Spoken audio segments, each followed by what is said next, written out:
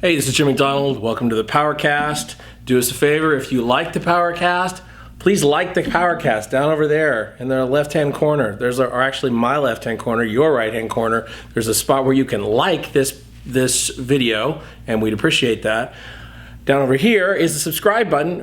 There is the subscribe button. It'd be great if you subscribed, and it would be even better if you shared slightly below that. Share this podcast. If you like this podcast, share it with your friends because sharing is caring.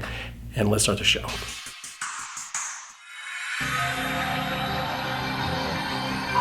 gotta get a new intro. Maybe he could do our intro.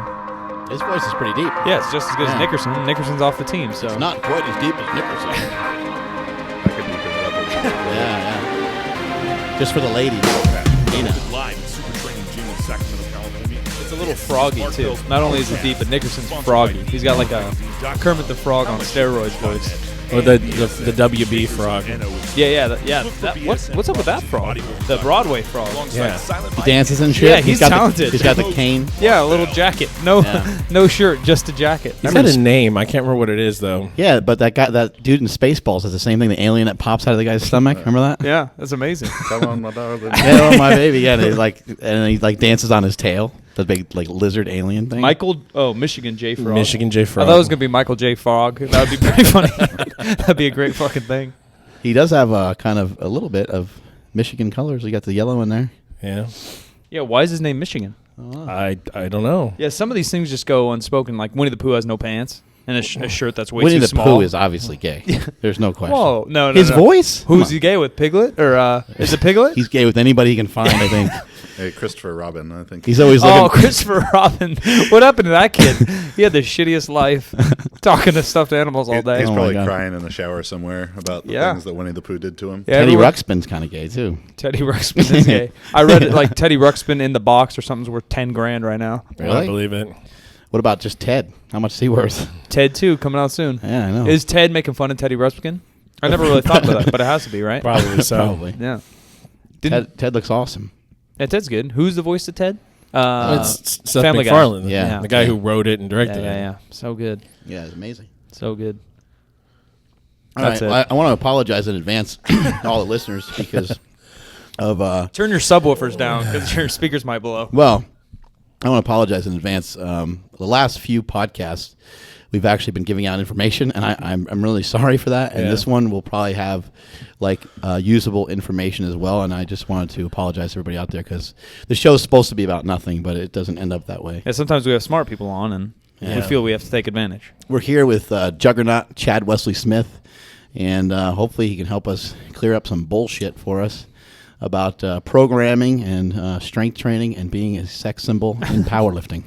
International sex symbol. International. Oh, Man wow, of really? mystery sex symbol. Wow. It's overseas as well, huh? I mean, the things they were talking about were pretty weird, so they must have been from Europe, Hey now. China, or something. Who knows? European men. I like the sounds of that. Let's start out talking a little bit about your jugs here. How did Juggernaut start? A peck pop. For That those was who pretty can't good, see, yeah. He just gave us a fucking wonderful peck popping.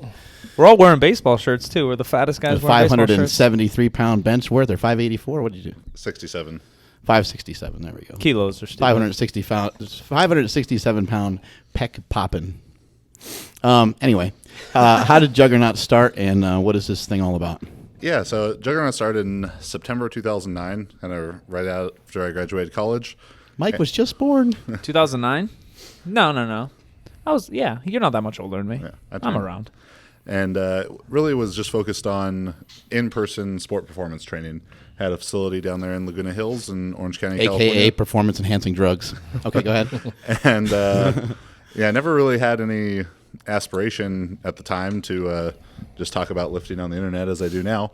But from 2009 through 2012, we're really just focused on training athletes, high schoolers, college, some professional, mostly football, MMA, a little baseball, and so forth.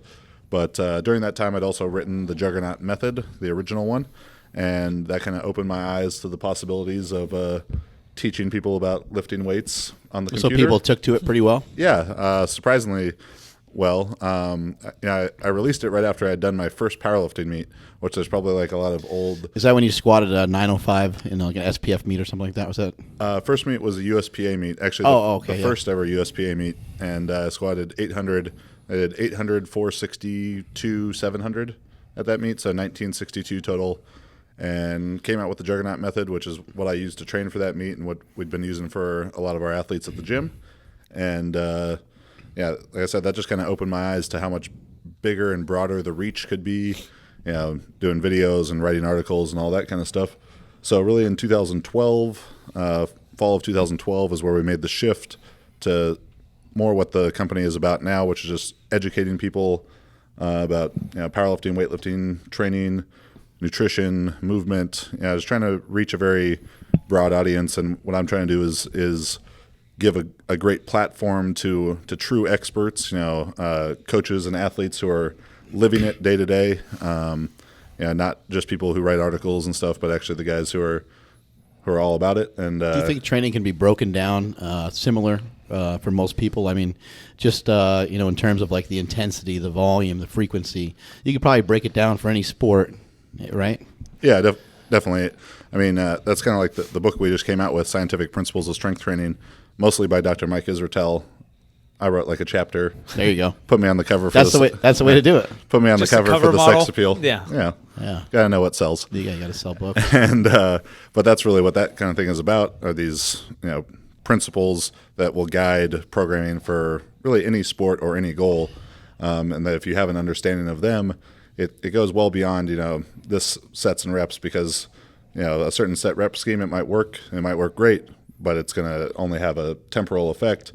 And once that stops working, if you don't understand the principles that guided why that was working, you're not going to be able to make an informed decision for yourself. Right.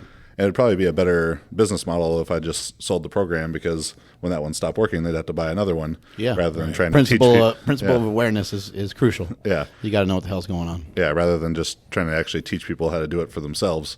But people don't want to learn. Yeah. They want to be told what to do. But so since that time in 2012, been very fortunate to connect with a lot of great athletes and coaches across these different sports and different areas of expertise.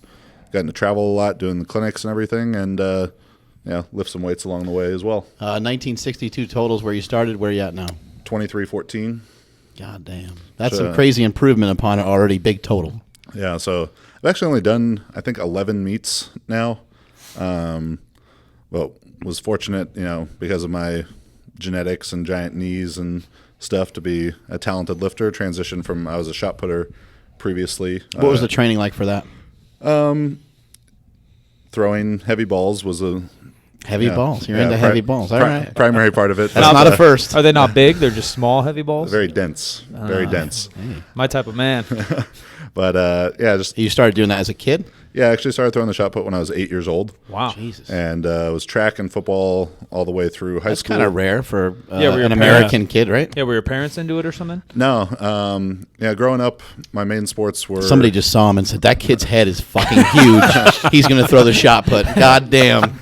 Yeah, I was soccer, basketball, and track. But even in track, I was a sprinter and a shot putter until I was 13 or 14. Yeah. And because I didn't really get big until I was in high school. Were you pretty good at sprints? Did you win some races? Yeah, we were Southern California 4x100 meter relay champions. Oh, damn. Those 4 little white boys from Irvine. Is that So pretty, strength and speed are related, huh?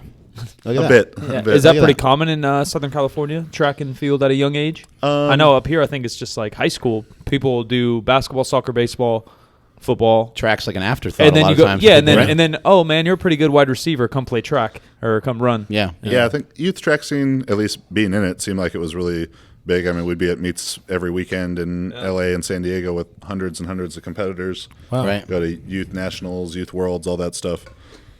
But the training for the shot put was just much more athletic, explosive training, throwing, sprinting, jumping, and then the lifting is just a complement to that. But it made the transition to powerlifting really easy because more or less I got to cut out half of my training. Right. Yeah, I didn't have to Cut out the athleticism and throw in the power, right? Yeah, exactly. Do you like squat, bench, dead, power clean or something like that? Yeah, I had never really trained the deadlift much before I started competing in powerlifting.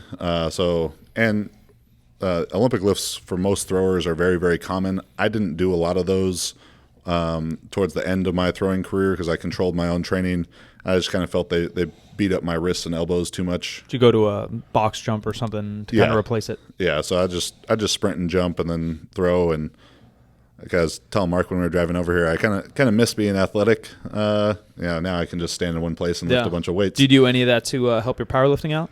The first couple of years of competing in powerlifting, I was still doing a lot of jumping, and I think that it can have a great benefit, and particularly more intermediate lifters. As you get more and more advanced, you need to do more and more specific training, and the jump, even though it can have a high carryover, is still relatively general exercise compared to the squat. I ended up cutting them out because I had a back injury, 2 herniated discs 2 summers ago, June 2013. And so when I came back from that, I was like, I just didn't really want to take the time to get back into jumping shape. And when you weigh 350, jump's a little more taxing on the joints. Your shape is more round. Do you think it was less necessary too, just because you're kind of explosive already? Yeah, definitely. And that would go with any kind of speed work or dynamic effort work. Like if you're already fast, you probably don't need to do it. You just try and move every weight as fast as possible. What do you think jumping can do for somebody who's particularly just trying to increase like their squat? It's going to, teach them how to accelerate. It's going to teach them how to more quickly recruit motor units. Right. Do you recommend that to a lot of people in their training? It probably depends, I would imagine, but is it something that's often in the Juggernaut programming? Yeah. The training for athletes, so when I say athletes, I mean non-strength athletes. Right. Team sport athletes, they're always jumping. Their training is going to be based around sprint, jump, throw, Gotcha. and then the lift is the complement. I haven't been using the jumping as much in a lot of the people I train now, just because I've had the opportunity to work with more and more advanced lifters. Right. Like I said, it's a bit more of a general exercise, but it could fit into the training, like an entire training plan, like an annual plan. It may be easier to throw in something like that if you're actually physically coaching somebody as well, rather than just throwing it out there to some kid who's going to be doing all kinds of crazy shit that you're not actually supervising. Yeah, definitely. What was your progression of body weight from freshman in high school to powerlifting? It was 300. When I was a freshman in high school, I was about 5'8", 5'7", maybe 170 pounds, 175 pounds. Okay. And when I graduated high school, I was 6 foot 275. Did my first powerlifting meet as a light 308. I weighed about 298, and then spent about a year and a half kind of bouncing between 300 to 320, but still competing as a 308. Mm. And then when I made the transition to competing in strongman in 2012, that's when my weight started to increase a lot. Part of that was like an intention to get heavier, because I'd look at guys who weigh 400, 450 pounds, like, well, probably need to weigh a little bit more. And also I think strongman is just a great way to build muscle, because you do a squat, let's say at the time I'd squat 900 pounds, that bar was on my back for maybe 10 seconds. Mm-hmm. But if you do a 900-pound yoke walk and that bar is, that weight's 30 on your back, seconds or something. Yeah. And you can just, have really, really high load time under tension for longer, for longer amounts of time. It's going to force you to build more muscle. So that's when I got up into 335, 340, and the last meet I did, I weighed 363. But most of the time now, but competing between 345 and 360. Strongman is difficult, and it just, for lack of a better term, just fucking hurts. Yeah. So the discipline for strongman probably carried over really well to powerlifting as well. Yeah, I tried to kind of do the same style training for strongman that I do for powerlifting, which is a lot of submaximal work and just focusing on. What's submaximal work? What's that mean? So submaximal work is going to be mostly sub 90% intensity. So between 85 and 90%, something like that. Yeah, I'll even do a lot of work from 60% to about 85% is sort of my. And what rep range? It varies, but 3 to 6 or something like that. Yeah, it's varies more. Like I'll get up into doing sets of 8 to 12, sometimes 15 reps, even in the squat and bench. And then as we get closer and closer to the meet, just continuing to taper down. And it's not all that common from the strongest guys in the world. Did you, high reps like that? Why do you incorporate that? Well, reps build muscle, and muscle is what lifts weights. And doing high reps, particularly squatting and deadlifting, it sucks and no one likes to do it, but that's hey, it works for Jesse Norris. Yeah, seriously. When did you get interested in programming? Obviously, you think a lot about it now, about different program structures and, what works, and, when did that light bulb come on? With the exception of maybe 2 years out of my entire training career, which really, lifting career, which started when I was 14, I've written my own program since I was 14 years old. So what a nerd. Yeah. Something that just always interested me. And, so back in 2000, 2001, like there were not resources online like there are today. Right. So I was still, Googling stuff, or Google was around then, I think. Let's check your phone and see what you're Googling. Just trying to Google all these different programs. And I, looking back at it, and I still have like some old like training journals and all that kind of thing, and had all my workouts printed out on Excel sheets and stuff. I did a pretty good job for a 14-year-old kid. Right. But I just did a ton of training. I would train, 3-4 hours a day, 5 or 6 days a week, throwing the shot put, sprinting, jumping. I was always good at squatting and power cleans and stuff, and everyone likes to do what they're good at. Right. So I guess kind of fortunately, I never got caught up in, just wanting to be like a bench and curl, bro like Mark is. But hell yeah, that's what it's all about. Yeah. So my training was always focused on performance. I was never really interested by bodybuilding, so I never did a lot of it, which is a bit regrettable to me now. I wish I would have done a little bit more, or I wish I liked doing that training more so I could be a little more jacked and stuff. But but it was just performance-based training. I wanted to run as fast as I could, jump as high as I could, throw the shot put as far as I could, and be as good a football player as I could. So since I was 14, I did that and just trained really, really hard. And you weren't butting heads with strength coaches along the way who wanted you to do things their way, or? Yeah. So in high school, we didn't have a strength coach or anything. Like our football coach saw that I was working hard, and he kind of just let me do my thing. Yeah. So I went to Cal, Berkeley on a track scholarship. So I had about a year and a half there where I was doing that, their program. Unfortunately, it didn't get very much stronger during that time. Transferred schools and then went back to having the same coach that I had in high school. Okay. So he let me control all my own training. He really just helped me with my technique in the ring and the shot put, but everything else I controlled. And then since then, Josh Bryant had to help me with some of my powerlifting training, my second and third meets, particularly my bench and deadlift. I bounce a lot of things off of Brandon now, off of Dr. Mike Israetel, Blaine Sumner, but for the most part, just kind of doing my thing. I've also spent most of my lifting career training by myself. Very, very few times with real training partners for too long a period of time. Maybe I'm just an asshole and no one likes to train with me. But probably work too hard. I wouldn't want to do it. Fuck it. But yeah, people see Instagram videos or whatever when I'm in my little corner squat rack, right, by myself in the corner of a CrossFit gym, squatting twice as much as anyone else in there. So just sort of try to be real cerebral and focused on the process of training, but I've always enjoyed the challenge of programming. I think some people should, and I think everybody needs to understand, what works for them and what they should be doing on a day-to-day basis in the gym. But some people suck, and they kill themselves, and other people are afraid to do anything that isn't totally, prescribed by somebody else. Yeah. And that's something that I encourage people with at seminars and clinics all the time, is that you need to take ownership of what you're doing. Right. You need to understand why you're doing it for you.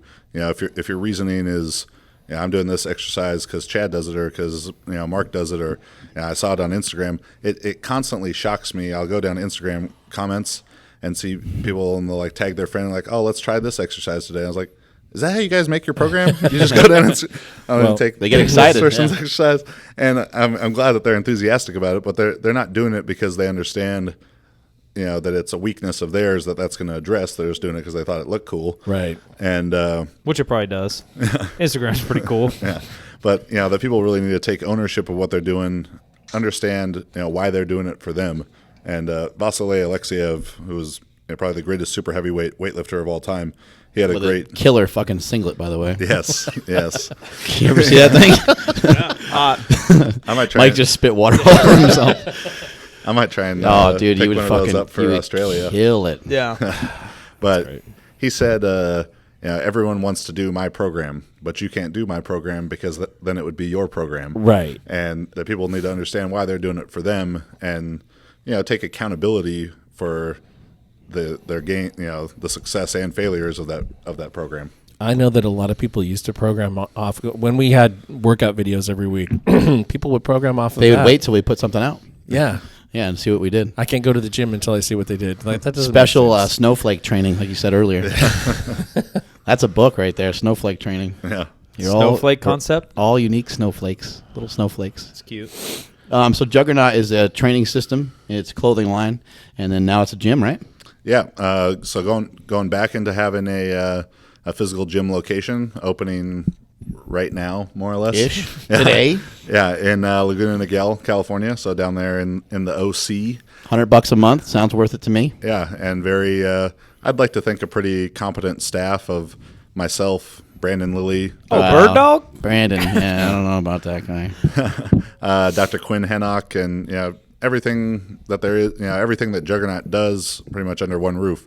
So that's Cool. powerlifting, Olympic lifting, strongman, competitive CrossFit, recreational CrossFit, physical therapy, chiropractic, nutrition. It's all right there. Fashion shows. Definitely fashion shows. Is there any dance floors or anything? The world, No music? The world is the dance Oh, floor. okay. The world is your dance floor. Yeah. When did the concept of kind of bringing all those sports together come about? Like you said, you kind of started in 2009, even today, but when I kind of started powerlifting, maybe, I don't know when, 2010 or 11, bodybuilders hated powerlifters hated bodybuilders, and they all thought weightlifters were dumb. And then now, bodybuilders and powerlifters kind of get along. Weightlifters are just kind of doing their own thing still. They're still in their own fucking world. But everybody hates CrossFitters. But you and Super Training tries to do it too. Is just show that we're more similar than different. But Juggernaut, you sponsor and really expose all these top athletes, and all their training's the exact same, just different movements. Yeah, and that's the thing is that the principles to the different sports are not different principles. It's just they're applied differently. And I think every sport has something that they can learn, from the other sport. Powerlifters can learn about nutrition from bodybuilders. We can learn about increasing work capacity and the benefits of that from CrossFitters. Same thing from weightlifters. Weightlifters obviously they're training 9-10 sessions a week.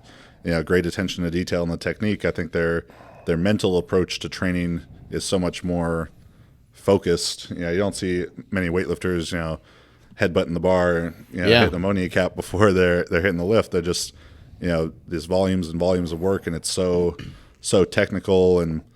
Yeah, so everyone has things that they can learn from the other sports, and I know that I don't know everything about all these sports and all these different aspects of training, like nutrition and mobility and all that.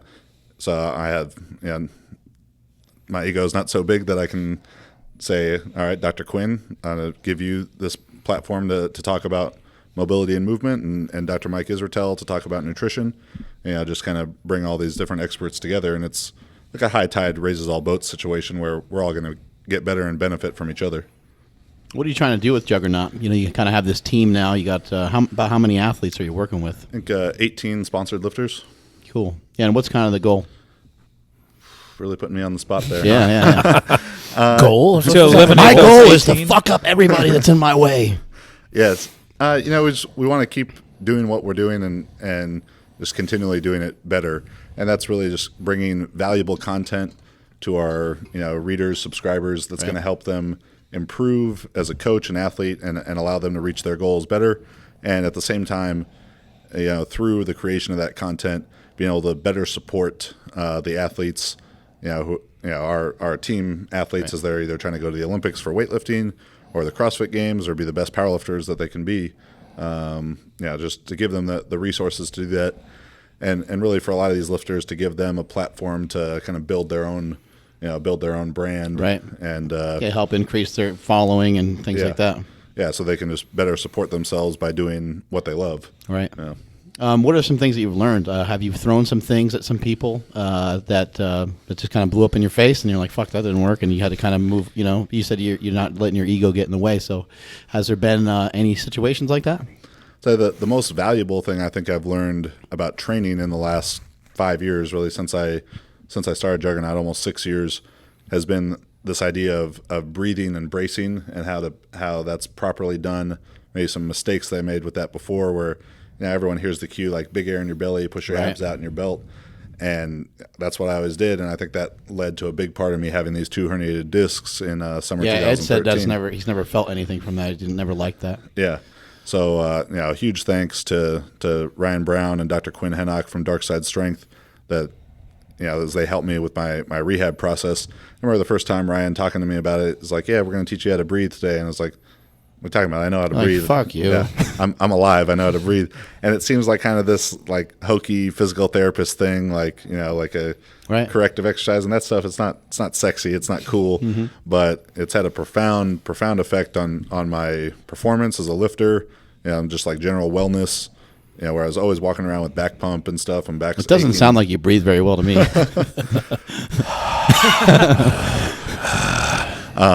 take a 5-minute break so Chad can catch his breath. And just where now I don't deal with back pain, and it's improved my movement, my mobility. How long ago did you get hurt?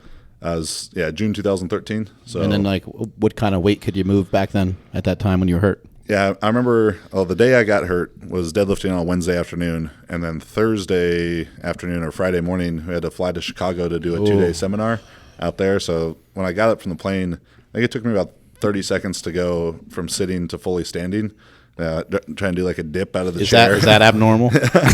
And so for those first couple of weeks, I could barely like hinge at the waist. And when I started back training, and I knew I wanted to take my time with it because my oldest brother's had some back surgeries, and I see, how that really affects your life for the long term. Where he had days where he couldn't pick up his daughters and stuff. Shit. Yeah. And he's had a spinal fusion surgery, but God damn. So I knew that I wanted to take time and really be thorough in my rehab. So when I got back to training, that training was breathing drills and bodyweight squats. 3 sessions a day, 7 days a week. And was that hard? Yeah. The breathing drills, when you do them right, man, besides like being a fat ass and getting really out of breath by doing it, like it is the hardest ab work I've ever done. And so I started just with bodyweight stuff, 3 times a day, every day for like 3 weeks. Then went to goblet squats twice a day, every day for another 3 weeks. And then by the time I finally started back actually lifting, I got started with 135 front squats and 185 back squats for 5 sets of 10. I just front squat one day, back squat the next day, and just added 20 to 50 pounds a week up until I was back with like reasonable. And now here numbers. you are squatting up over 900 pounds, right? Yeah. So it was almost a year to the day that I did my first meet after the injury, which was meet at your place, June 2014. Squatted 937 there, which was a 32-pound PR, and then went to Australia a couple months after and squatted 959. So I came back way stronger than before the injury, just generally healthier, moving better. Yeah, your progression has been unbelievable, but there's been some huge progression with some of the people you work with too. You mentioned you work with a little pit bull guy, the 165er, and I know you're working with Jake Johns as well, big SC boy. What has their progression been like so far? I know you kind of just started working with Jake, but the other guy you've been working with for a while, right? Yeah, Kevin Torres, the Pitbull Torres. Been fortunate enough to he's from Irvine where I grew up. I actually started working with Kevin when he was in high school. He squatted 565 at 165 when he was 17 years old. That's insane. And that might have been at our meet too. No, that was at Power Station Pro-Am in Cincinnati. Oh, nice. That's back in the day. Yes, the classic SPF event. And hell yeah. It wasn't even in like a Days Inn ballroom or anywhere classy like that, though. Oh, man. I had it in a real live convention center. But they blew it. Yeah. But, so he played college football for a while and kind of bounced around and did some other things. But I'm definitely looking for a very big result from him at USPA Nationals in July, that he's going to take a real good run at the 165's total record, which just got broken. He's gonna break it. Let's just say it here. Late breaking news. You heard it first. So he's put him on the spot. Fuck it. No, he talks about that he's going to break it publicly all the time. So he just squatted 640 yesterday. So He benches like 400 too, right? Yeah, he should be in the 420 kind of range at the meet. That's crazy. And he's just a little tank. I mean, great build for powerlifting. He's jacked as shit. But walks around about 180 pounds, only 5'3", and that has a very Cohen-esque build, except he has tiny midget hands instead of those huge mitts. Yeah. And who else have you worked with that made a lot of progress? Yeah, the client I'm definitely most proud of is Marissa Inda. She's a stud. Yeah, she's all bendy and shit. Started working with her last year at right after IPF Worlds, Raw Worlds. She had kind of a disappointing performance there. Her best total at the time was 782, and this is in the 114s, USAPL, IPF. So, tested. Toughest judging around, 2-hour weigh-in, super strict judging, and she's gone from 782 to 854. And 70-pound increase, that doesn't sound like... Well, she's already experienced, Yeah, she's been lifting for 20 years. But you got to think, percentage-wise... Yeah, it's huge. Yeah, 70 pounds on a 750-pound total, that'd be like me over 20 pounds per lift. It ends up being a lot. Yeah, that'd be like me putting 200 pounds on my total in a year. Right. And, looking for her to go total over 900 pounds here pretty soon, which, for a 111-pound girl, 111-pound woman... totaling over 900 and just a belt and knee sleeves without a deadlift bar with 2-hour weigh-in, super strict judging. Always very proud of the hard work that she does. Do you take credit for her and Pitbull's jackedness? They're both two of the most jacked people running around. Yeah, they were jacked long before they met me. But I've been fortunate, particularly right now to have a pretty good stable of athletes I'm coaching. Jake Johns, Kevin Torres, T. Papula, TP Hulk, another guy who's super jacked. They're obviously not getting that from me. They got better diet and advice than I give out. That guy is jacked, though. TP is super jacked. Yeah, he looks insane. Yeah, he's ridiculous. And, he must have won some bodybuilding shows. He looks amazing. Yeah, he's kind of competed simultaneously in both. Nigerian Nightmare. Is that his name? Yeah. That's great. That's amazing. With working with females, is there any difference other than their boobies? Now, is there any difference with working with females that are small and undersized? And is the training any different? I know the movements end up looking quite a bit different from a girl as they do for a guy. Yeah, the main difference in training the females is that in general they can tolerate higher total volumes at relatively higher percentages or relatively higher intensities than male lifters can. So for dumb people, they're good at reps? Yeah. And multiple reps, multiple sets. Yeah. That's what we're talking about here, ladies and gentlemen. And sorry for the information. I apologize in the beginning. And that would hold true some for lighter weight men's lifters as well, that they can do higher volume, higher frequency. So you have to squeeze more out of that rather than just banging your head against the wall doing singles kind of thing. Yeah. That's more what you're looking for with them. Definitely. And I've been very fortunate with Marissa because she has a great bodybuilding and physique background, that she already has way more muscle than any other 114 class girl. Right. But most female lifters, just building more muscle is going to be even more important than it is for men's lifters. And the way you build muscle is reps. Right. So. Well, and a lot of females struggle with the upper body strength. They struggle with the bench press. I know it's different for every girl, and some girls are awesome at benching, but in general, most girls kind of struggle with the bench. Usually they're doing double body weight squats and double body weight deadlifts, fairly easy, fairly close to when they maybe just several months or a year after they get into training, but their bench press is usually like right around their own body weight or sometimes even less. What are some things they can do to you mentioned reps to help build up some muscle. That's kind of obvious. And then what are some other things they could do to help increase their bench press? Yeah, so the frequency of the bench press training, which is going to carry over into the total volume. Like female lifters. This is for our 3 female listeners that listen to the show. 2.5, I think. Female lifters are definitely going to be able to handle higher frequency bench training. Whether that's 3 or up to 4 times a week, and then even doing little mini kind of workouts for upper back, whether that's doing 20 band pull aparts between every set of squats. Right. No one's going to overtrain doing band pull aparts. Yeah, sneak it in there somewhere. Yeah. And when you look at just one session, it's like, okay, she did 100 band pull aparts. That's really nothing, but you do that 5 times a week, for 4 weeks and month after month after month. Right. Like that adds up to tons and tons of volume. As you can add that, a little bit of muscle on top of a little bit of muscle makes a huge difference. blows my mind that so many CrossFit girls can handstand walk like they're walking on their feet. And we always Ashley Beaver. Yeah, we always Amazing hear like, at it. oh, they don't have the upper body strength. Well, it's body weight, but it's body weight for a crazy number of reps. Yeah, it's just really hard. I tried to do handstand push-ups one time. I was like, fuck it. Like, all these people are going nuts. Like, I'll bang out 10. Like, I'm not a huge bencher, but I'm not heavy. I did like 3, and I'm like, it's Right. so hard. Right. And yeah, that kind of like mini workout idea, that's actually something I've encouraged a lot of CrossFitters on. We have one of our sponsor guys named Reed Worthington, and That sounds like a fake name. Sounds like he should be a butler. Yeah. Was he from England? Reed Worthington. and Reed was struggling with handstand push-ups, so I just had him start doing, in between every set of squats, or on a lower body day, go over and do 2 handstand push-ups, or every hour, because he owns his own gym and coaches. Like every hour, do 5 handstand push-ups. And that one set of 5 handstand push-ups for him is nothing.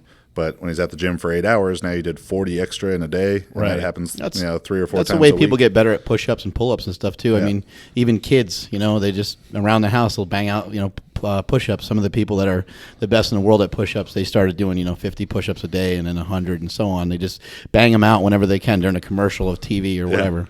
Yeah, and I think that kind of almost micro workouts, but It's not going to make you sore. Yeah, with really, really high frequency, it adds up over time. I think we'd eliminate a lot of ADHD problems in school if we had them take a break every, And bang out some handstand push-ups. every 50 minutes, do some Yeah, handstand do push-ups or something. Yeah. What about the hot trend of squatting every day? Thoughts? Oh, it can work great. It's not for beginners, and it's not for, I think, heavier weight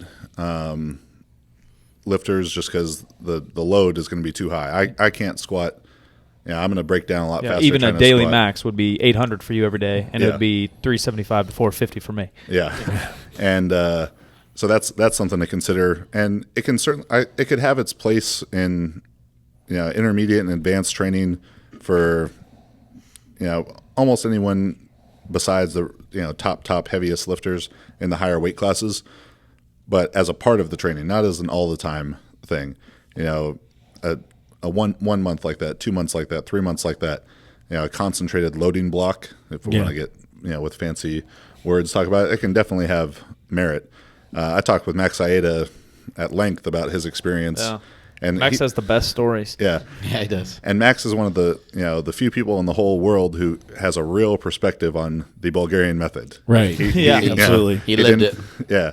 And his Squatting so much he couldn't get upstairs. Him and his buddies would just not even bother to go upstairs to their bedrooms. They just sleep on the floor in their living room. Yeah, and listening fuck to him that. Fuck stairs. tell those stories is like, crazy. Just his dedication to it, because I would have given up. Like there's no way that I don't care about squats enough to do that. Month after month, multiple times per day, and it's certainly a great test of your mental fortitude. But as far as a real viable training strategy, I think it has application, but it's limited to 1 to 3 month blocks here and there. Do you think for powerlifting you'll start to take away from your other lifts? Oh yeah, without a doubt. It's gonna when the Going to show up somewhere. Yeah, and that goes for any kind of real high volume, high frequency program, Sheko or a Smolov type of program, Russian squat cycle, that sort of stuff. Yeah. It's designed to give the squat a huge boost, and the deadlift's going to take a hit during that time. And if you do a Smolov Junior or something, and your squat goes up 50 pounds and your deadlift goes down 10, well, the squat's going to come back down after that when you're not doing it as frequently. Yeah. But if you still end up with a net like plus 30 pounds on the squat, and it that worked. could be a good thing. But you're not going to do Smolov and then do it again and then do it again and then do it again. It has a limited application. Yeah. I think. What's your frequency look like with masturbation? 17 times a day? Oh, are we in a concentrated loading block? Loading block. Deload. So to speak. You're talking a lot You're about. so gross. Well, I want to know. This is important. We're talking a lot about frequency. What's commonly recommended by you for squat, bench, and deadlift? I know it's very specific, but just kind of in general. Yes. So that question, how many times a week should I squat, is one of the most common. I don't fucking know. Because it really does. It deals with the principles, and I could say 1 time a week, and I could say 6 times a week, and anything in between. it could be right for some people Right. at different times of the year. So what I would say is the farther away you are from a meet, the more frequently you're going to squat. And the closer you are to a meet, the less frequently you're going to Gotcha. squat. Because it's all just a relationship of frequency and volume versus intensity. And as you get closer to the meet, the intensity has to increase. As intensity increases, you have to have a way to build in more recovery to your training. And if I only squat once every 7 days instead of once every 3 days, well, I got 4 extra days to recover, or 3 extra days to recover. Right. So that's sort of how I do it. Like when I have Spreading out the squat, like I think you said you do 3 times a week right now. You're in the off season. Yeah. Spreading it out, that allows you to kind of get all 3 avenues of strength. I guess you can do some volume work, you can do some technique work, and you can even do some just heavy squats, right? You kind of mix it up a lot. Is that why it's spread out? Yeah, well, I just spread it out to allow for like a higher weekly volume. I gotcha. Yeah, because If you add it up at the end of the week, it'd be twice as great as if you did it one time or something like that. yeah, like unless you have someone who just has a great capacity to have one balls out crazy training session, Right. chances are that someone who squats 3 times a week does more total squats than someone who does 1 time a week. Right. And it just gives you more frequent practice of the lifts, and I think that's something a lot of powerlifters. Come on, man. We talking about practice? Something that a lot of powerlifters have, not as much right now, but in the past couple of years, kind of lost sight of the idea that the squat, bench, and deadlift done with competition equipment, whatever that may be, to competition standard, is your sport practice. And you'd never have a time of the year, where a football player or a basketball player is like, I'm not going to play football or basketball at all, Right. Or I'm just going to play rugby at this time of the year. Like it's similar. Throwing a shot put, it's all about practice, isn't Yeah. it? Right? And that's the most specific exercise that they can do, so it's going to have the highest carryover to their sport performance. So that's something that's always present in my training is the squat, bench, and deadlift to competition standard. Farther away from the meet, I'm adding more variation to that, but the degree of variation I think is something that a lot of people get confused about. So if the most specific thing is the competition lift, so for me, belt, knee wraps, if we want to get really technical, squat bar, competition plates for 1 rep, any deviation from that is some variation. 2 reps is a variation, 3 reps. Change a bar position, change a stance width, change the tempo of the lifts, pauses at different places. Those are all variations, and they're going to avoid, allow the athlete to avoid accommodating to what they're doing. And that's what so many people get caught up in the idea. If I don't change exercise every week or every 2 weeks, then I'm going to accommodate, and my gains are going to plateau. With a Z. With 2 Z's. Oh, wow. Oh, you took it to the next level right there. That's only if you're doing well, though. Yeah. What if you're doing shitty? It's only onesie, I Yeah. think. Yeah. And then really shitty is an S. But Might as well quit. If somebody's really struggling in let's just say bench press or deadlift, do you sometimes recommend that they do it more often? the bench press, yes. The deadlift, probably not, but why?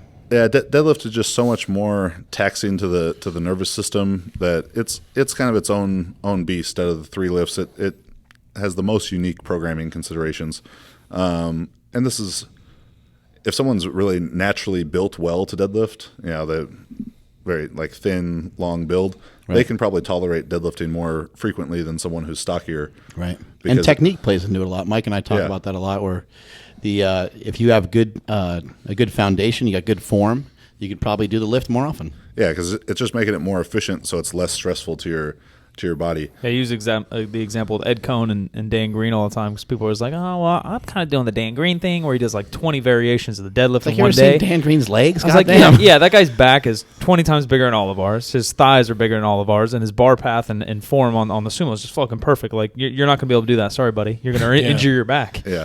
That's something I see more and more lifters getting caught up in, because powerlifting is growing and it's becoming more popular, and that's great. And, you guys are probably a big reason why that sort of thing is happening. But now you get all these people, and they've been watching the YouTube videos or whatever, and they want to lift the same way that Dan lifts or the same way that Mike Teixeira. A lot of particularly people I think who do DUP, periodization, daily undulating periodization, they're not ready to squat heavy hard training sessions 3 or 4 times a week, or bench hard 4 or 5 times a week, right, or deadlift hard 2 or 3 times a week, because their technique is not efficient enough. And the more intensely they load those movement patterns, the quicker they're going to ingrain them, and they're not ingraining the right thing, and it's going to lead to injury for a lot of young lifters. I see all the 21, 22, 23-year-old lifters who come in without much training history, and they're getting too advanced too quick, and particularly like too high of intensity too quickly before they really learn how to do it right. Everybody wants everything now. Yeah. Everybody thinks they're going to be special. They're afraid that they're going to miss their opportunity to be a superstar in a sport that most people don't give a shit about. That's true. Do you, with newer lifters, do you really have a hard on for the execution of it? You want to see that they're getting the lift right. Do you try to pull them back from going heavy and just have them work on the mainly the frequency and the technique of it? Yeah, the submaximal training and high frequency training is going to be great for the newer lifter, because it's, like I said, it's more opportunity to practice the lifts, and like I said, the more intensely you load a movement, the quicker you're going to ingrain that movement pattern. So you don't want to be maxing out all the time with a new lifter, because chances are their technique's going to break down, and that's going to get ingrained. How would you kind of pick their lifts if you were watching them? If you were physically watching them lift, would you like to take them to a point like where they're almost about to break down, or you just like to not even have them anywhere near that? Well, yeah, you at some point need to identify where that breaking point is. Gotcha. And then treat that as like, whether you do percentage-based training, RPE, whatever, if you have someone whose technique looks great, up to 300 pounds, and then 315 in the squat, it starts to fall apart. Well, that person needs to do a lot of practice, a lot of training in the range where their technique looks good, 260 to 300 pound range, and do volumes and volumes of work there. And then now they can start to look good. Now they go up to 320. Until 320 it looks good, or 330 it looks good before it breaks down. So now they start doing a lot of work in 280 to 320 range. Right. Volumes and volumes of work there.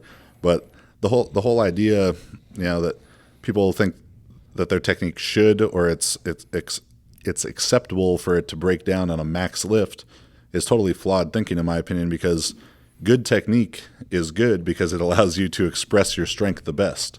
Right. So if you have a technical breakdown, your knee came in, your butt shot up early, whatever it is, but you made a max lift, like don't go on there and say, oh, it's okay, everyone's technique breaks down on a 1 rep max. Right. That wasn't a real max if your technique broke down, because good technique is what's going to allow you to express your strength the most efficiently. Right. Yeah, and you wouldn't want your technique to break down when you're shooting a three-pointer in the fourth quarter either, right? Yeah. You want to be able to express that technique at any time, any place. Yeah. So, putting all the care possible into making, let's say, treat your max like 135 or treat 135 like your max like 135. Practice great technique on every single rep, all right? And then approach the maxes. He's talking to you, Mike. I don't know. I'm listening. And approach the maxes preach to. with the same confidence that you approached all the warm-up sets. Mike cries kind of when people talk to him like this. And you see it the most commonly in the squat. Someone looks great in all these warm-up sets, and they get to that, to their top set, and as soon as they unrack it, that look of, oh shit, this is heavy. You see it right in their face. Yeah, it comes over their face, and instead of descending with confidence and, getting some rebound out of the hole, now it's... I think that's like pretty much always my face. Like, oh shit, this is not going to go so good. Now they're going slow and shaky on the way down because they had no confidence about it.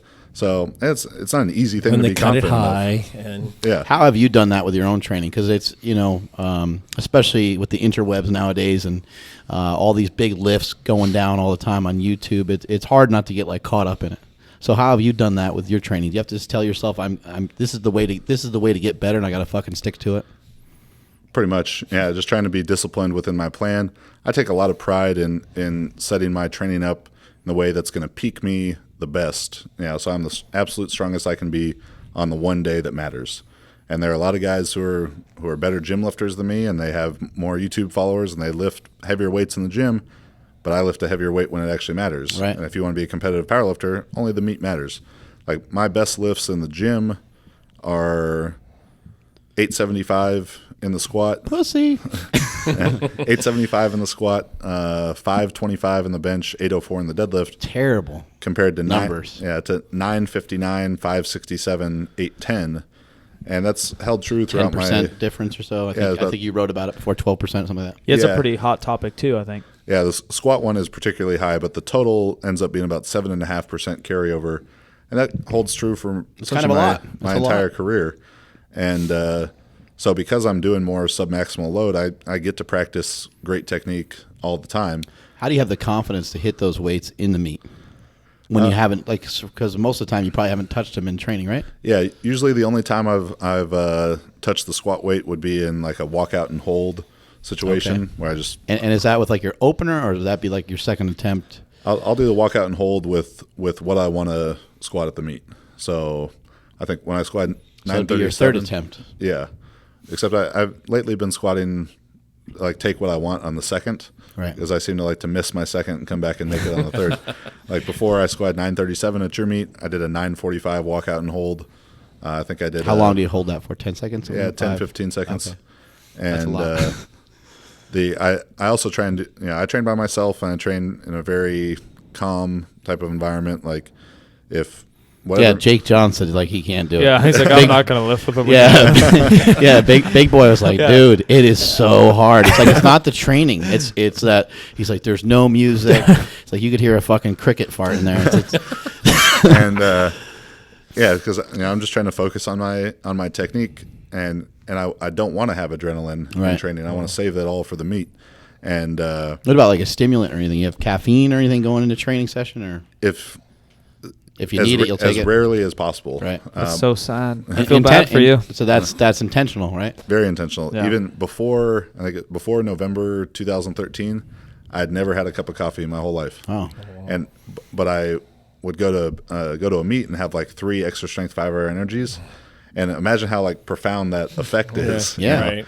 And so even now, like even though I drink coffee and stuff now, I'll still try and wean off of it like the last 2 weeks before a meet, so I can kind of desensitize myself.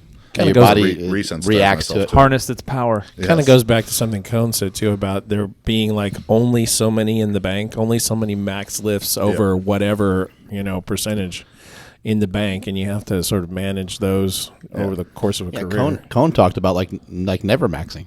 Yeah, Like like every once in a while in a meet you would get to that point because your third attempt is there and you'd go for it. But he basically kind of said, I don't know if it's true, but he basically said he's never missed a lift in the gym. Yeah, and I think And that's a good principle, whether Yeah. it's true or not. It's a good principle to try to fall within. Yeah, and I definitely preach that same thing. You don't miss lifts don't make you stronger. Made lifts do. And yeah, I miss lifts And that's training. opposite of like some of the information that came from Westside Barbell with the max effort. Not to get controversial, but with the max effort method, Louis would kind of preach like it doesn't fucking matter. Go as heavy as you can, as long as you have 2 or 3 heavy lifts in there, it's fine. We talked about like learning the grind. Right. Yeah, I definitely think there's value in that. Like I know what 100% effort, 10 RPE lift feels like. Right. I know that I can grind through that, and I'm not going to die. My body's not going to break apart. So I don't need to practice that feeling all the time. If someone doesn't know what that feels like, they need to find out. Right. But it's not Someone newer week might need to thing. do it once a month or something on a Yeah. particular lift, something Well, I think like that, right? it's kind of like a fight or flight thing. Yeah. Like you give it something in a squat per se. You fucking give into that bar, doesn't move, and then some people like literally just fall. You see them just fall, and then like spotters have to go, whatever. But then the people that the legs give out. know how to grind per se in their head, they're like, fuck that, and at least you keep pushing. And there's something to be said with that too. As you get stronger and stronger, the training is more stressful. Putting 900 pounds on my back is more stressful than someone else putting 300 pounds on their back, just because it's 3 times as much weight. Right. And all that stuff, getting really fired up in the gym, that all has to be accounted for because everything we do is a stress. Takes energy. Yeah. Yeah. And so why? I don't want to get fired up in the gym if I don't need to because it's adding unnecessary stress to the Right. process. Yeah, what Adrenal if that's fatigue. Yeah, what if that's bleeding over into the next workout? Like maybe it doesn't Exactly. affect you right there, but for you, your frequency is high. The next day, you got to come in and probably bench or deadlift or something Yeah, like that. exactly. Training doesn't happen in a vacuum. So if I have, this session affects next My session, training does because it sucks so bad. Get it? Get it? affects next session, and it all has to be accounted for. So I try and as much as possible, and the closer the meet gets, like just stay within my planned weights because I write programs for people with percentages, but I don't. My own programs, I say I want to do this at the meet, so I need to do this in week 12, I need to do this in week 11, so on and so forth. Just working backwards from there, and as the meet gets closer and closer, I just want to stay within that plan. Even if I have a day where I feel great and maybe I could have gone 20 or 30 pounds over, I know if I do that on Monday's squat, maybe Wednesday's bench isn't going to go quite as well. So real quick though, with the feeling the weights, and Right. kind of finish that, a 10% overload is really all I advocate for Right. people. So, in the squat, I usually feel, because I'm squatting about 10% more in a meet than in training, I'll feel that weight just in a walkout Gotcha. and hold. Yeah. Bench, I think before my last bench where I benched 567 in the meet, I want to say I did 565 in the slingshot, There you go. the Mark Bell slingshot. Plug. Buy one. Buy one. About 10 days out from the meet, but that was as heavy as I had gone, and 525 raw, 565 in the slingshot, and Slingshot doesn't really feel like anything when you have a really heavy weight on there. Yeah. It doesn't feel like it's fucking gonna help you at all. You're like, is this thing gonna even help me? that's something with training not happening in the vacuum. I think people get too caught up in the overload, and the overload principle is an important part of training, but see these guys trying to put 25, 50% more than their max on. It's like, what's that really doing for you? Like, it's nervous system Yeah, it's not stimulation. about loading up yeah, as much as you can bear. Yeah. I think when people come here and they see how we utilize the slingshot here, they're usually shocked because we actually go back down in weight a lot of times when we throw the slingshot on. Right. It's just to get more work in. Take 90% for 10 rather than 5. Or Yeah, something. sometimes it's close grip or it's just some sort of variation of the lift. On that same note, why would you do a slingshot like a full range of motion, super maximal training, but only walk out a squat? Because 550 pounds isn't as stressful as 1,000 pounds. Yeah, so instead of doing like maybe a reverse band or something like that, Yeah. what about the deadlift, reverse band, block pull, something to overload a little bit near a meet? I've used reverse band deadlifts before with some success. As my deadlift, I feel like I'm a much better deadlifter the last year or so, really the last like 9 months. Must be the Sperry's. Definitely the Sperry's. And It's those tight pants he's wearing all the time. the Walking around in spandex. That weighs 370 pounds. they'll be on tomorrow. Oh, yeah. You might need to wear like 2 pairs to Yeah, keep everything to tucked down. compress everything. Yeah. Just tuck it up in the waistband. Yep. And I but threw him off. yeah, but I haven't been doing overload anymore for my deadlift. I'm actually worse at block pulls than from the floor because So I can't get any leg drive. you'll do them for work, but you won't do them for an overload. Yeah, purpose. yeah. Deadlift, I haven't been doing any overload. What about speed training? You mentioned a little bit earlier as a variation, some tempo. There's some people think you have to train fast to become fast. What are some of your thoughts on the different speeds that you can train at and what they do for you? Yeah, I'm trying to make every rep speed work. Right. So have the intent to move the bar with maximal velocity all the time. I'm someone who has an explosive sport background, so I'm fast. And But also within reason too. Like with 225 on a deadlift, you're not trying to like murder it, and you're not trying to break. Like you're not trying to kill yourself with it, but you're trying to pick it up with some velocity. That's some Definitely. Dr. Hatfield type cat theory. Yeah. And I think the merit to speed work, and even though I'd say that I have like a speed day in my program, it could really just be phrased as a light day as Right. well. It's just No reason to overcomplicate it. Yeah, and I think for more intermediate, beginner and intermediate lifters, who are obviously the overwhelming majority of lifters out there, that those days aren't going to have. It's not going to be quite as necessary for them. That they're going to be able to tolerate more work in the higher range. So for a newer person, it's kind of interesting. For a newer person, the way to get more explosive faster might just simply be to lift a little bit heavy. Yeah, to get stronger. Lift heavy, they gotta to get get stronger. to flat out just get stronger and Yeah. not necessarily really worry about how fast you're lifting because they're not going to be able to flex as hard, recruit as many motor units or however technical you want to get with it. Yeah, I want to clarify real quick. When I'm talking about beginner intermediate doing more in that higher range, it's still, they're going to be maybe more in the 75 to 90% range, where that 60 to 75% that I do some work in isn't going to have much benefit for them because it's just too light. You would, Right. Yeah, you can't deadlift 750 every single week for the Yeah. rest of your life. I mean, part of that has to do with like force production. You can put a shit ton of force into 500 pounds, whereas somebody who's a beginner might not be able to put enough force for them to get better into like 250 pounds, something like that, right? Yeah, and because each training session for them is not as big a stimulus, it's not as stressful, it won't warrant like a light session. I gotcha. One of every 3 of my squat sessions, I need that to be more in the 500 to 600 range, just because all the 700 and 800 stuff is very stressful. But them dropping down into the 225 range, isn't going to it's not as necessary when Yeah. most of their sessions are somewhere in the 300s. What does like slower lifting do for someone, like some sort of tempo type squat or even a pause squat? Yeah, so slower in the eccentric part of the lift. Eccentric is where a lot of the muscle damage is being caused, so it could help them build a lot more muscle. It could help them build a lot more confidence and stability under the weight. Can also kind of get more out of less weight. Like, Yeah. Again, like just with speed work, it's a lighter day. So if you wanted to have a lighter day, you can just simply, go 4 seconds on the way down, Yeah. pause at the bottom, and that'll reduce the amount of fucking weight you can move, right? Yeah. But I'm always going to advocate being as explosive as possible in the concentric portion of the lift. Gotcha. But as far as pause work, the simplest way to get stronger at a given weak point is to spend more time in that weak point, and pause work inherently is going to force you to do that. So, Mike Tashir is really the one who kind of opened my thinking up about I pause thought you were work. going to say sphincter. You were close to saying sphincter, weren't you? You had to correct yourself. I saw that. Thanks, Mike. Mike T. He was very polite about it, though. Okay. And He always is. Yep. And most people think, all right, pause bench, that's just on your chest, or pause squat, that's only in the hole. Pause deadlift, a lot of people have I don't think really thought about that. Yeah, hurts. But, yeah, I think they didn't want to think about it. But the pause can, you don't have to do it off the chest or at the bottom in the squat. Like, you can do it anywhere. So if I have, I have a sticking point in the squat about 2 inches above parallel, 3 inches above parallel. So now I rebound out of the hole, That is pause. so much harder. Yeah, pause on the way back up. And that's a very, very specific way to address that weak point. What kind of weight can you move that way? My best squat that I've actually done was 750 like that, but it was easy. not a maximal thing. Yeah. I do a lot. Crazy. My light day, I do a lot more pause work there. Is it used is it percentage based, or you're just kind of going off of?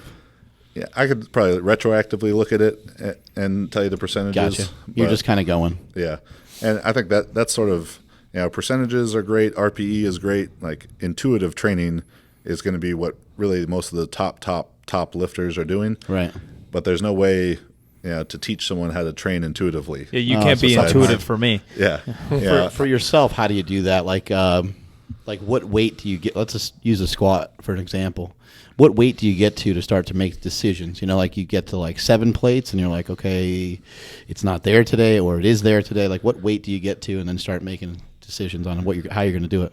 Or is it planned out beforehand? Yeah, I pick all the weights beforehand. Like, I could, Okay. If my next meet is in November in Australia, I could tell you my plan every day, right now. God damn. It's in the phone, and I might make some small changes within the day, particularly in like the first microcycle, so the first month of training. If you're for sick or didn't get sleep or something happens. Yeah, but for the most part, I know that those weights I'll be able to make. Right. So that's almost a bit more of a daily minimum. But I also try, as I get closer and closer to the meet, try not to go over that very much, because I know that's going to affect the next sessions.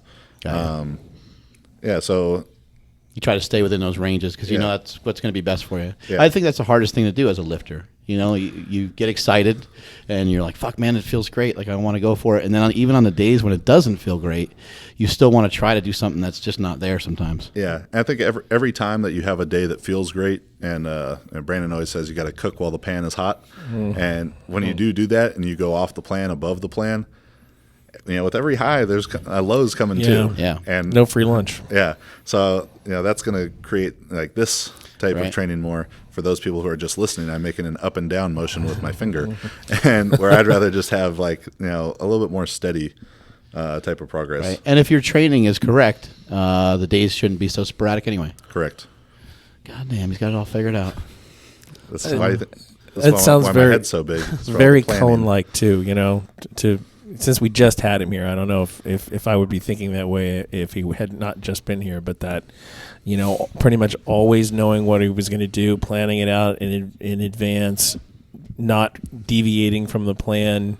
Yeah, I listened to that one maybe 2 weekends ago, and I was driving to seminar, and pretty much all I was thinking was, I'm just going to say all the stuff Ed said, so I sound smart and cool. Yeah, I'm just going to fucking copy. Well, it works. It worked. Yeah, it worked pretty well. What are some common mistakes that you see, powerlifters making that you'd like to see people change or think about more? I think two real traps that people fall into from a programming standpoint is either too much intensity or too much volume. Guys who want to max out every single week.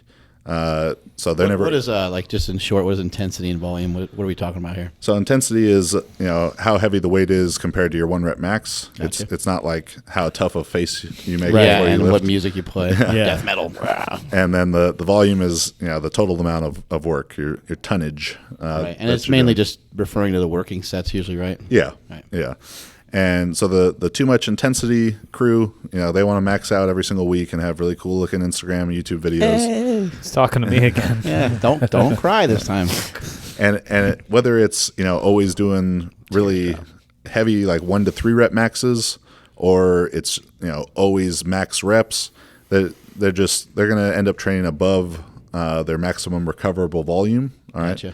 Or the people if the guys who are doing the always like max rep sets, or if it's always 1 to 3 rep maxes, they're never going to have a time in their training where they do enough volume, enough practice to improve their technique, and to build the necessary muscle Right. to really be a great lifter.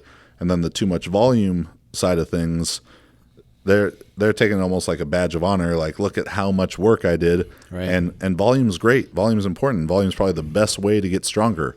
But when you're 2 weeks out from a meet and you don't really need 5 sets of 5. yeah, and I see even really good lifters posting about doing the really, really high volume super close to a meet, and I was like, you guys are kind of missing the boat here on the Right. relationship of like fitness fatigue relationship. Their fatigue is just going to be too high that it's not going to be able to get reduced in time to the meet to peak properly. Right. So a lot of your training seems to be based on like not just preparing for like what's coming up in the next few weeks, but even what's coming up in the next several months. Yeah. So that's And I don't think most people really give much thought to that, or maybe they just never learned it, so that's why they're not thinking about it much. Yeah, this is something that Dr. Mike goes into length in the book, The Scientific Principles of Strength Training, is the idea of phase potentiation. Juggernaut.com. Can you buy it off of there? Where's the Yeah. website? That's Yeah, it? There we go. jtsstrength.com. There you go. And we use a fancy word for it so we can impress people and sound smart called phase potentiation. But all phase I love it. potentiation really means I love gimmicks. I'm all into it. is using one training cycle to increase the potential of the next training cycle. So that's really using, for a powerlifter, it's going to be using an off-season type of period or a preparatory period, whatever you want to call it, to build more muscle and more work capacity so that you can do, more high-quality, high-intensity Right. work as you get closer and closer to the meet. Right. So basically, you're just kind of always doing opposing things to bring up kind of an area that you might be weak in. Exactly. And like I said, we like to use fancy words, but it boils down to pretty simple. Yeah, you're like, okay, well, I was efficient at hitting some 1 rep maxes in a meet, but now I'm fat and I'm out of shape, and I need to go back the other way. I need to Exactly. do shit that's hard, challenging. I need to do sets of 10, sets of 12 for a little while. Or time to rest. Build the periods. muscle back up. Yeah, there's a lot of different ways to go about doing it. How do you go about getting in better shape? Yeah, so That Yeah. physique. I just winked at him for those of you not watching on camera. making Him blush. So the idea of getting in better shape for powerlifting. So specific work capacity towards powerlifting. I do that through a lot of timed rest periods. I'll do a lot of cross fat, like EMOMs in the squat, or 1 minute rest periods, 90-second rest periods, and just getting the stopwatch out and making sure I stay consistent there. Where I could be in the gym for 3 hours and taking 5-minute breaks, but I don't need those. So just trying to do more work on controlled rest. 10-second rest periods on those deadlifts, huh? Yeah. God damn. And it's that was hard. Yeah. I did that with Jake. That was brutal. I was using like 365. I was crying. Yeah. And it sucks at first. And Josh Bryant was the guy who really opened my eyes Yeah, to that. Josh is the worst. Yeah. He kills people. Yeah. God damn. I remember having to do 10, so going up to a heavy set of 3 deadlifts, it was like 665 for 3, and then went down to 505 for 10 sets of 4 with 1 minute rest shit. between each set. Oh my God. And it was horrible. But the first time I went through a program like that, I couldn't do it. I had to take longer rest periods. Right. I'd just take as short as I could. But then the next time it was easier. And Get better now, and better. yeah. And now I'll do like 12 triples at 550 in the squat every minute on the minute. Damn. And have a very good specific work capacity for that. I want to make sure to make that distinction. The general work capacity, or GPP. Oh, you're not going to run a marathon. Yeah. Like GPP is great, and it will raise your special work capacity. So if I'm a powerlifter, my special work capacity is how much bench, squat, and deadlift can I do, and dragging a sled or rowing or riding a bike, like that's going to raise my general work capacity. And if I'm in really bad shape, that'll improve how much squat, bench, and deadlift I can do. But you know what would really improve how much squat, bench, and deadlift I could do? Yeah. Doing more squatting, bench pressing, and deadlifting. Right, and the sled could be great for burning calories or trying to get into a different weight class or something like that, or if your hamstrings suck, or there could be a certain application to it. But that makes a lot of sense, just using the squat, bench, and deadlift. Yeah, and small variations to that. And like when I talked about variation is any change from the competitive movement. So 2 reps is variation, 3 reps. So sets of 10 in the squat are relatively fairly general compared to 1 rep in the squat. Right. And doing a bunch of sets of 10, it's going to get you in good shape to squat. Basically, you have to find a lot of different things to try to get better at, because you can't always just increase your strength. Yeah. You got to find different avenues to pull from, right? Yeah, I think it's important to really make sure you're manipulating all 3 factors of the program: the frequency, volume, and intensity, and then the rest periods. Mike, you're failing to do all this. I'm taking notes over here. Okay, good. Yeah. And then the rest periods is kind of the 4th bonus one that I think a lot of people overlook, but it's a great tool to challenge yourself. Yeah. Yeah, I mean, if you can learn whip from everyone. That's what we learn from the CrossFitters. If you were working with somebody and they whip through that 505 for 10 sets of 4? Yeah. With how much rest did you say? 1 minute rest periods. Yeah, if somebody whipped through it, you'd be like, okay, that dude pulls 800 pounds. Yeah. Kind of cross it off the list. Yeah. I mean, it would be like highly unlikely that guy only pulls 600, right? I mean, yeah. And the only time that kind of situation would arise is where someone's great at work capacity is if that's all they do. And that would be like the too much volume crew that I was talking about. They're just pushing volume. So they get great at submaximal lifting, imparting like less than maximal force into the bar. And they can maybe do really high volumes of work, but they would show like a very low carryover from, they'd have like a really high 5-rep max in comparison to their 1-rep max, because they're great at 80-85% effort. Right. So there's a time where that's really important, and then as you get closer and closer to the meet, more and more specific training, which is going to be lower reps per set. It's more singles, doubles, and triples when I'm a month or 6 weeks out.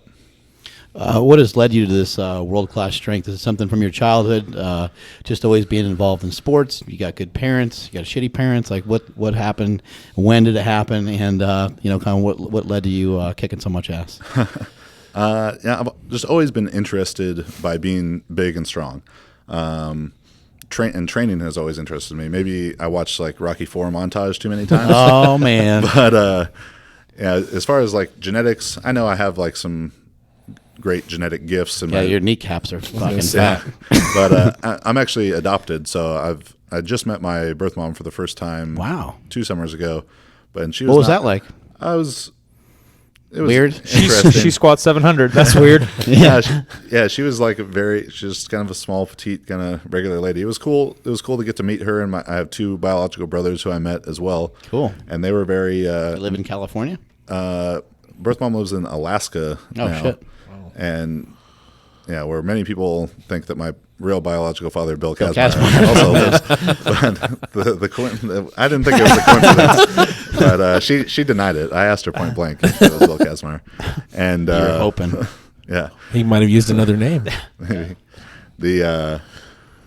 So I know I have some good genetic gifts, and that's going to play a role. A good support system? Yeah. So I got adopted when I was born by an incredible family who has provided a lot of opportunity for me and supported me with everything. Cool. Well, my mom could tell you that the first time I was going to play pee-wee football, I was taking like those car bungee cords and like bungee cording myself to trees in the backyard and doing like sprints against these car bungee cords when I was like 8 years old. And this was not having some like overbearing Marv Marinovich dad like, oh, you got to do this to be good. Like I did that because I wanted to. Because it was fun for you. Yeah. And, stimulating.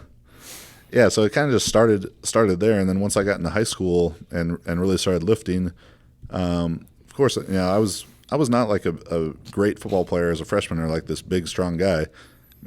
I was a decent weight room guy, but I saw very quickly that the harder I work at this, the better I'm going to be at that. Mm-hmm. And the only thing that I could control, it doesn't take any special talent to work hard. Right. Like I was not going to fail because someone outworked me on it. Right. So yeah, it just kind of kept developing from there. Is that something you saw from other people, or you just got better and you're like, I just need to continue to keep going down this path and get better? For the most part, it's always been a very intrinsically motivated thing. Like, yeah, my parents came and watched my events, and Right. you know, if I wanted to get some special coaching in something, they helped me, you know, seek that out, and obviously, you know, they paid for it. But Right. like I said, I controlled my own program. I trained by myself. I trained by myself when I was 15 years old. Maybe someone else on the team would come and train with me for you know, a couple weeks or a couple months, and then they would kind of fall by the wayside. And I'm talking like Christmas Day when I'm 15 or 16 years old. If that's a Wednesday and I'm supposed to train on Wednesday, I was going to train. You know, Yeah. Christmas break, summer break, it didn't matter. Like I just loved training. I loved the challenge of it, and I loved the tangible results of I was able to lift this much weight, now I can lift this much, or I could run this fast, and now I can run that fast because of this work that I did. Yeah, you put in work and you got better. Novel idea. Yeah. When did you find out that you were adopted? I kind of always known. I don't. You got Asian parents? I don't remember a time like the time where they sat me down and told me. I do remember that They may have spoke of it like a lot or something when you were a kid, preparing you for it or something like that. Yeah, I remember having a book that was titled "Why Was I Adopted?" Yeah. I don't remember what it says, but They put it on your bed. yeah, that it existed.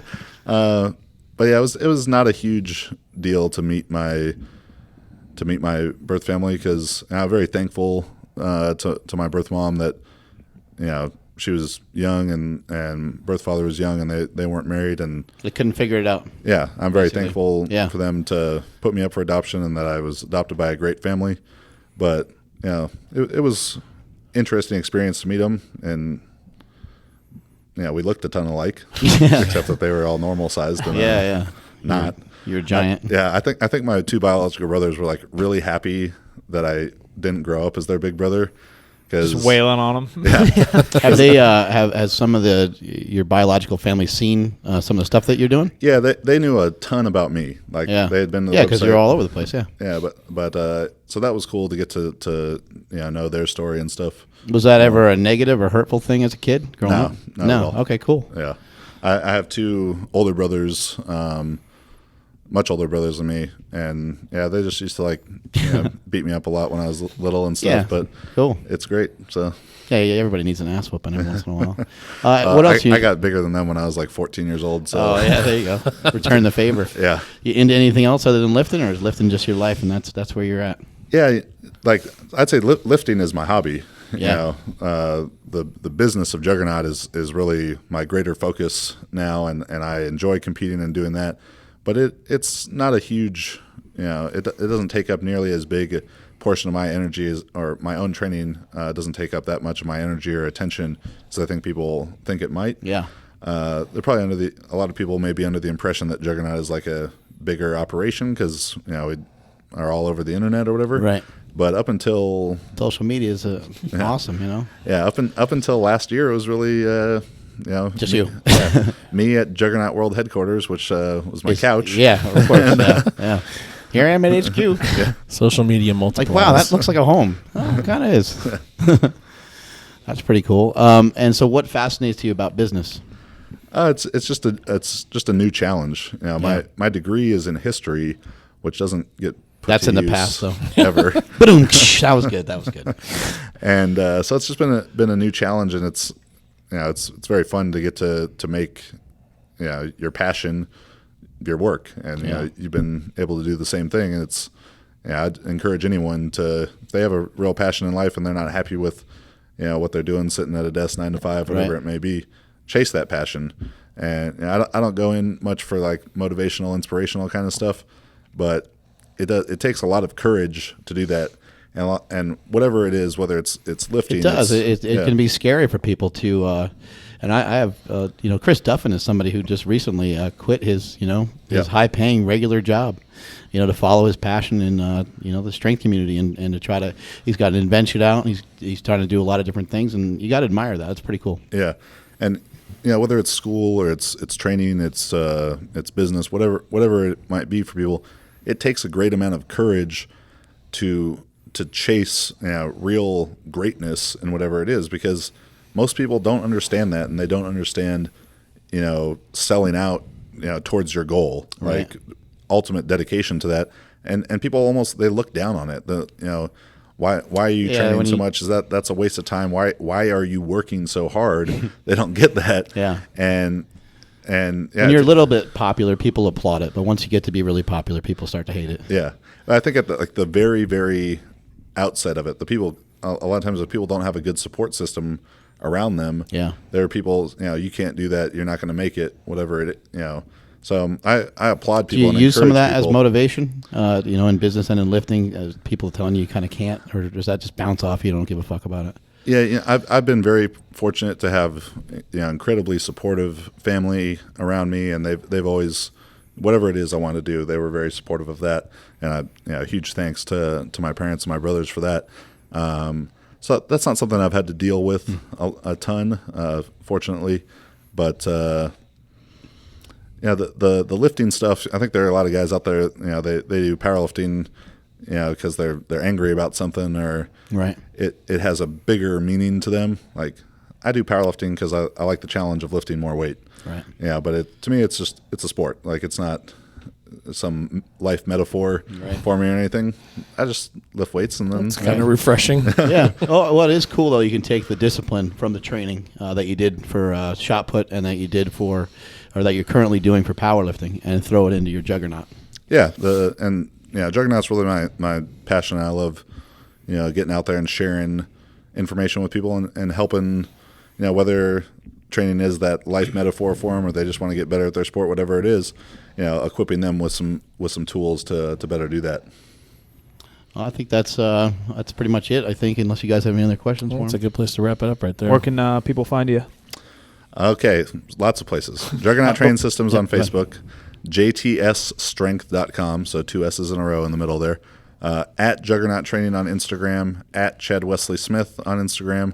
I like to use three names for extra professionalism. Yeah, it's fancy. and Chad Smith is like the most regular white guy name ever. He's the drummer from Red Hot Chili Peppers, I think. Yeah, plus if you ever want to be an assassin, you're in there right there Very with true. 3 names. Yeah, I think it's more serial killers who get 3 names, but hopefully avoid that part of the 3 name crew.